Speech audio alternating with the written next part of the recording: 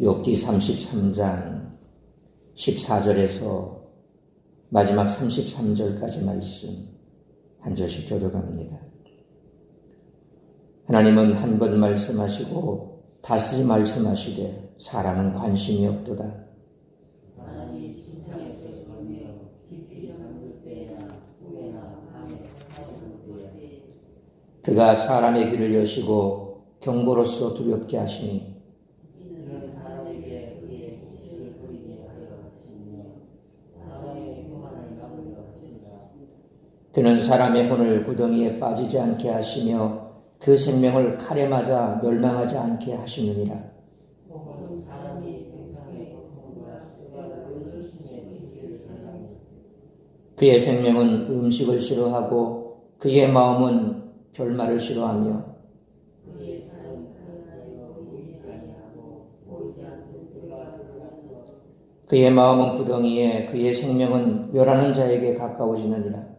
만일 일천 천사 가운데 하나가 그 사람의 죽으라도 함께 있어서 그의 증가함을 보일진데 하나님이 그 사람을 불쌍히 여기사 그를 건져서 구덩이에 내려가지 않게 하라. 내가 대속물을 얻었다 하시리라.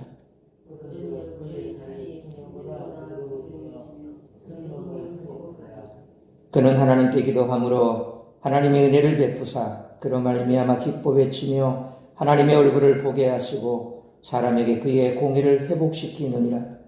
그가 사람 앞에서 노래하여 이르기를 내가 금지하여 옳은 것을 도대체으나 내게 무익하였구나. 하나님이 내 영혼을 건지사 구덩이에 내려가지 않게 하셨으니 내 생명이 빛을 보겠구나 하리라. 실로 하나님이 사람에게 이 모든 일을 제사하시마치 그들의 영혼을 구덩이에서 이끌어 생명의 빛을 그에게 비추려 하심이니라. 여기여 내 말을 그가 들으라. 잠잠하라. 대답하리라. 만일 할 말이 있거든 대답하라. 내가 기쁜 마음으로 그대를 의롭다 하리니 그대는 말하라. 만일 없으면 내 말을 들으라. 잠잠하라. 내가 지혜로 그대를 가르치리라. 아멘. 욥은 하나님이 사람들의 말에 응답하지 않으시고 침묵하신다는 불만을 제기했습니다. 엘리후는 욥의 이러한 주장에 반박하면서 하나님이 계속 사람에게 말씀하시지만 사람들이 관심이 없어서 듣지 못한다고 주장합니다.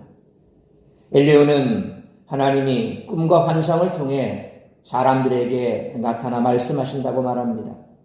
하나님이 꿈과 환상을 통해 말씀하시는 것은 악하고 교만한 사람에게 경고하기 위함입니다. 그러나 궁극적 목적은 심판과 징계가 아니라 그들이 하나님의 경고를 듣고 악에서 떠나 구원을 얻게 하시려는 것입니다. 하지만 이들이 하나님의 말씀을 듣지 않으면 하나님의 심판과 진노로 멸망하게 될 것입니다. 엘리후는 하나님이 사람들에게 응답하시는 또 다른 방법으로 병과 고통을 말합니다. 악인은 하나님이 내리신 병으로 고통을 당합니다. 그런데 하나님이 그렇게 하시는 목적 역시 악인을 면하시려는 것이 아니라 악인이 병과 고통을 통해 자신을 돌아보고 하나님께 돌이키게 하시는 것이 목적입니다. 이러한 엘리후의 주장은 욥의 세 친구의 주장과 다소 차이가 납니다. 욥의 친구들은 고난의 원인에 집중한 반면 엘리후는 고난의 목적에 관심을 기울입니다. 하나님이 욥에게 고통과 고난을 주신 것은 죄에 대한 징벌이라기보다는 욥을 구원하시고 생명의 길로 인도하시기 위함이라는 의미입니다. 엘리후의 관점에서 하나님의 징계는 교육적 차원으로 승화됩니다. 죄를 저지른 사람이 하나님의 뜻을 알고 돌이켜 회개한다면 질병과 고통에서 구원받을 것입니다. 그리고 하나님과 관계가 회복될 것입니다. 이러한 회복을 통해 이웃들과도 새로운 관계를 맺게 됩니다. 하나님이 이들의 공의를 찾아주시기에 이들은 더 이상 공동체에서 소외되지 않을 것입니다. 그러므로 욥은 하나님의 경고를 무시하지 말고 겸손하게 자신을 돌아보고 회개함으로 하나님께 돌이켜야 합니다. 그러면 하나님이 욥을 건져주시고 회복시키실 것입니다. 이것이 오늘 본문에서 엘리후가 주장하는 것입니다. 이상과 같이 엘리후는 고난을 부정적으로 받아들였던 욥과 친구들의 주장과는 달리 고난이 하나님의 선하심을 드러내는 이김을 밝히고 있습니다. 따라서 이와 같은 오늘 본문의 말씀을 통해 우리들이 깨달아야 할 것은 첫째로 14절로 22절 말씀처럼 성도는 말씀을 통해 하나님의 뜻을 바르게 분별해야 한다는 것입니다. 엘리후는 욥에게 하나님은 크신 분이기에 그분이 대답하지 않으신다고 해서 욥이 불평해서는 안 된다고 말했습니다. 그리고 하나님은 사람들에게 말씀하지 않으시는 것이 아니라고 말합니다. 14절 말씀처럼 오히려 사람들이 깨닫지 못하고 알지 못할 뿐이라고 말합니다. 하나님은 15절로 22절 말씀처럼 때로는 꿈이나 환상을 통해 말씀하시기도 하시고 사람들의 마음에 말씀을 주셔서 교만하지 않도록 하기도 하십니다. 때로는 질병과 고통으로 말씀하기도 하십니다. 따라서 엘리후는 하나님이 아무런 말씀도 하지 않으신다는 욥의 불평에 동의하지 않습니다. 엘리후는 이미 하나님이 말씀하고 계시며 욥이 겪고 있는 고난을 통해서도 하나님이 말씀하고 계실 수 있다라고 말합니다. 하나님이 우리에게 당신의 뜻을 드러내시는 일반 계시를 보는 사람은 어렴풋이 그 뜻을 분별합니다. 반면에 하나님의 특별 계시인 말씀을 통해 우리는 하나님의 뜻을 분명히 알 수가 있습니다. 사실 이렇게 보면 엘리후의 말에는 전혀 문제가 없어 보입니다. 그러나 욥의 관점에서 본다면 욥이라고 하는 특정한 지금 대화가 욥을 중간에 두고 다들 벌이는 대화 아닙니까? 욥이라고 하는 그 상대를 제한시켜서 본다면 사실상 엘리후의 이 주장도 그렇게 썩 맞는 말은 아니죠. 왜냐하면 욥이 지금 우리는 알고 있습니다. 욥이 왜 고난을 당합니까? 천상회의에서 사탄과 하나님께서 얘기하는 도중에 사탄이 그렇게 도발을 합니다. 하나님께서 허용하신 것입니다. 그러니까 엘리후가 주장하는 것처럼 죄를 회개하고 돌이키면 하나님이 낫게 하신다. 이 말은 또 친구들이 했던 말하고 똑같은 맥락이거든요. 그러니까 단지 드러나는 현상을 가지고 그리고 나타난 결과를 통해서 유추해서 해석하고 적용시켰던 것이 친구들의 주장이었습니다. 엘리후 주장도 별반 거기에서는 벗어나지 않습니다. 실질적으로 엘리후가 왜 그런 고난이 있느냐, 고난의 목적에 포커스를 맞추었고 친구들은 그 고난의 원인에 대해서 포커스를 맞춘 차이점은 있지만 결론적으로 봐서 욥에게 대해서만큼은 그 내용이 정확하게 적용되었다라고 볼 수는 없습니다. 그러나 일반적인 관점에서 본다면 모든 대다수의 사람들의 그런 삶을 적용시켜서 본다면 그 엘리후의 말도 일리는 있습니다. 우리가 질병이 걸렸을 때 그 질병이 정말 죄로 인해서 올 수도 있습니다. 하나님께서 그것을 이해하기 또 깨닫게 하기 위해서 그의 죄에 대해서 깨닫게 하기 위해서 질병을 그에게 허락하실 수도 있고 혹은 여러 가지 고통을 허락하실 수도 있습니다. 그래서 회개했을 때 질병으로부터 고침을 받을 수도 있고 또 그와 같은 고통에서 건짐을 받을 수도 있습니다. 그러나 그 모든 것을 일반화시키고 또 객관화시켜서 친구들이 욥에게 쏘아붙였던 것처럼 그래서 네가 이런 결과를 가진 것은 너의 죄 때문이니 죄를 돌이키면 하나님이 해결해 주실 것이다. 오늘 엘리후가 주장하는 것도 어떻게 보면 이렇게 볼 수가 있습니다. 더 우리가 하나님의 말씀에 접근해 보고자 한다면 엘리후가 두 번째 얘기한 대로 말씀을 통해서 봐야 된다는 겁니다. 하나님께서 나에게 왜 이런 고통을 주시고 또 왜 이런 질병을 주셨을까? 그 부분에 대해서 우리가 명확하게 하나님의 뜻을 밝히기도 어렵고 또 실상으로 우리 죄 때문에 그렇게 됐다라고 싸잡아서 얘기할 수도 없습니다. 오히려 우리가 앞서 살펴본 것처럼 기후적인 조건이나 혹은 감염적인 원인이라든지 이 코로나 같은 경우도 그렇지 않습니까? 코로나에 누구나 수천 명씩 전 세계적으로 보면 수만 명씩 수억 명씩 이렇게 코로나에 감염됐는데 그 모든 것이 죄 때문에 그렇다라고 그걸 얘기할 수 없는 거거든요. 이건 일반적인 감염적인 사태입니다. 그러니까 누구나 걸릴 수 있는 겁니다. 그러니까 그런 것까지도 죄와 연관시켜서 죄 없는 사람은 코로나 안 걸리고 죄 있는 사람만 코로나 걸린다. 이건 말도 안 되는 얘기죠. 그래서 제가 주일날 그렇게 빗대서 말씀드렸지 않습니까? 어떤 목사님, 나는 하나님께서 지켜주시니 코로나도 안 걸려. 근데 그분도 걸렸잖아요. 그러니까 이거 말도 안 되는 얘기라는 거죠. 그러니까 그런 질병이나 이런 것들을 다 싸잡아서 그렇게 폄하하는 것은 맞지가 않고 정확하게 우리는 말씀을 통해서 우리 자신을 돌아보아야 된다는 겁니다. 그것이 하나님이 우리에게 주신 특별 계시의 가장 큰 목적입니다. 그것을 통해서 하나님 우리가 바로 알 수 있고 천지자연 만물을 통해서 하나님의 살아계신 거 하나님을 알 수 있지만 이건 너무 일반적인 것이고 세상 사람들도 이렇게 보면 신이 있는 것 같네 라고 하지만 그건 하나님이 아닙니다. 하나님을 제대로 알려면 말씀을 통해서 봐야 알 수 있고 우리의 삶을 제대로 조명하려면 하나님의 말씀을 통해서 그리고 하나님의 뜻을 분별하려면 말씀을 통해서 봐야 된다는 겁니다. 그러므로 하나님이 주신 말씀을 읽지 않으면서 꿈이나 환상 등을 통해 하나님의 뜻을 깨닫고자 하는 것만큼 어리석은 행동은 없으므로 하나님의 말씀을 통해 하나님의 뜻을 바르게 분별하는 우리 모두가 되시기를 축원합니다. 두 번째로 23절로 30절 말씀처럼 예수 그리스도는 우리의 유일한 중보자시며 의가 되신다는 것입니다. 엘리야는 하나님이 고난과 재난을 통해 당신의 뜻을 드러내시기도 한다라고 해석했습니다. 그렇다면 이 고난과 재난을 벗어날 방법은 무엇일까요? 엘리야는 두 가지 조건을 말하고 있습니다. 23절로 30절 말씀처럼 중보자 역할을 하는 천사와 고난받는 이의 정당함입니다. 만약 고난당하는 이가 정당하고 천사가 그를 위해 중보한다면 하나님은 그를 고난으로 완전히 파멸하지 않으실 것입니다. 그는 회복의 은혜를 드리고 하나님이 자신을 구원하셨음을 노래하게 될 것입니다. 고난과 재난에서 벗어나기 위해서는 천사가 그의 중보자가 되어 그의 정당함을 보이고 하나님이 그를 불쌍히 계시한다는 생각은 부분적으로 옳은 이해입니다. 죄인이 하나님께 직접 나아가 아뢰일 수 없기 때문에 그렇다는 거죠. 하지만 천사가 중보자가 된다 해도 한 가지 문제가 남습니다.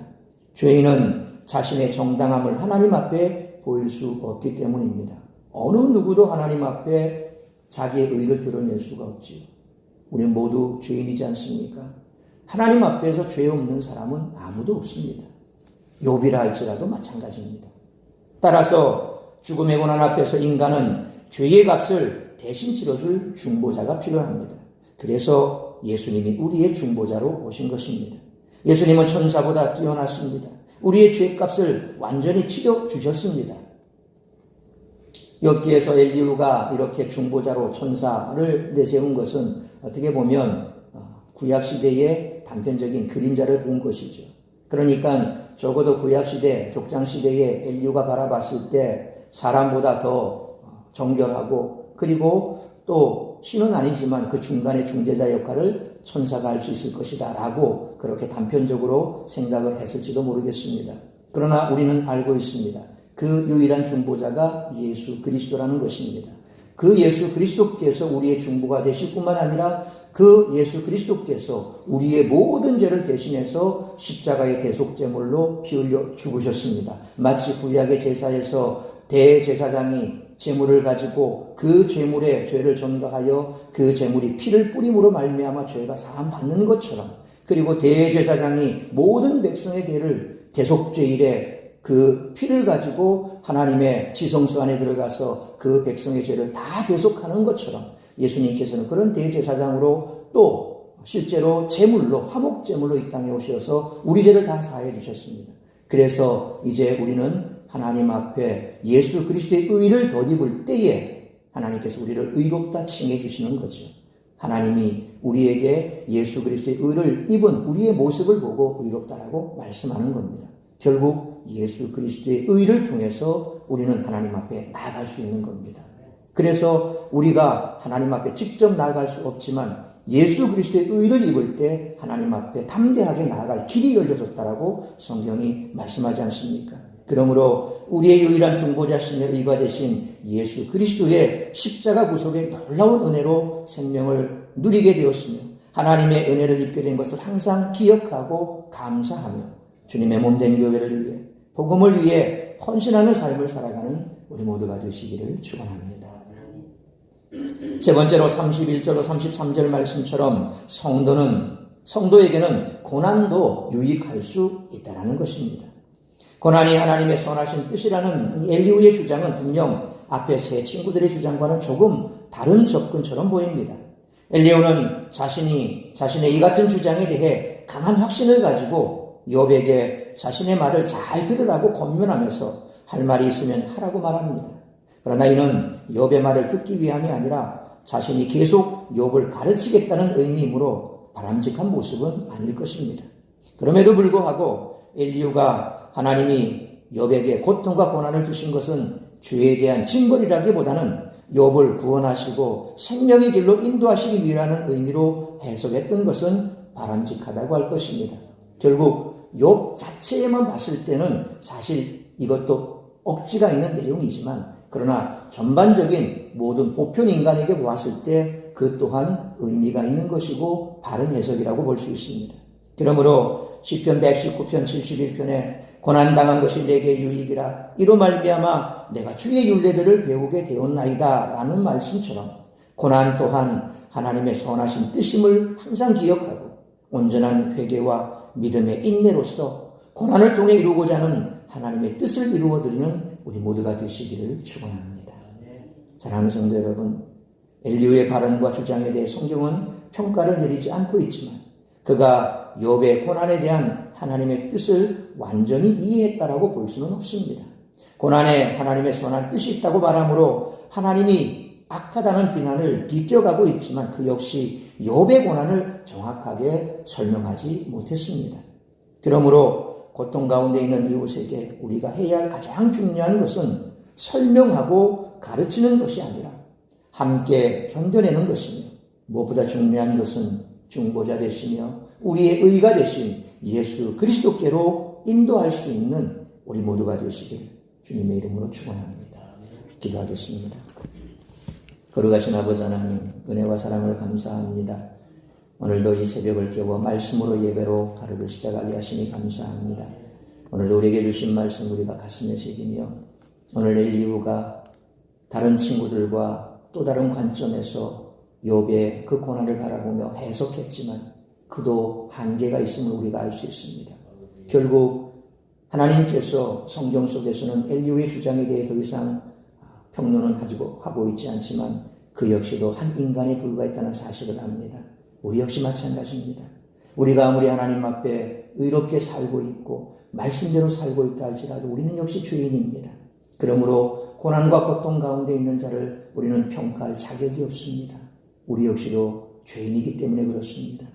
우리가 할 수 있는 것은 고난과 고통 가운데 있는 그 자를 품어주고 함께 그 고난에 동참하고 그리고 그를 위해서 기도하는 것밖에 없다는 것입니다.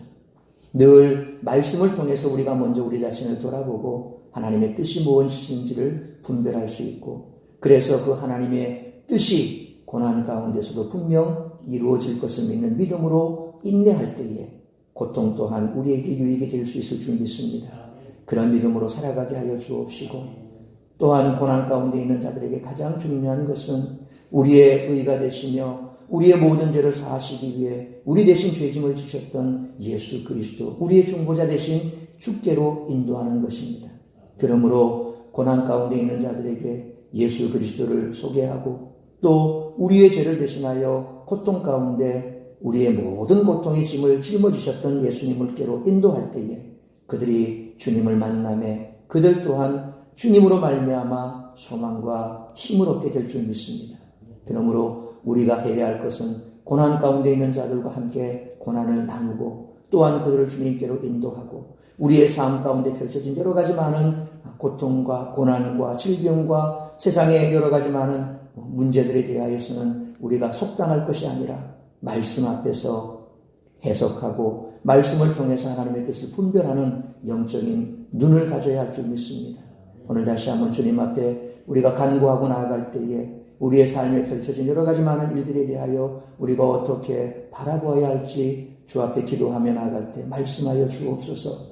주여 우리의 삶 가운데 이와 같은 일들에 대하여 주님께서 말씀하실 때에 아멘으로 순종하며 나아가 하나님의 뜻을 이루어내는 우리 모두가 될 수 있도록 붙들어 주시옵소서. 오늘 이 한날도 나를 통하여 이루고자 하는 주의 뜻만 이루어지기를 간절히 빌고 소원하오며 이 모든 말씀 우리 주 예수 그리스도의 이름으로 기도하옵나이다. 아멘.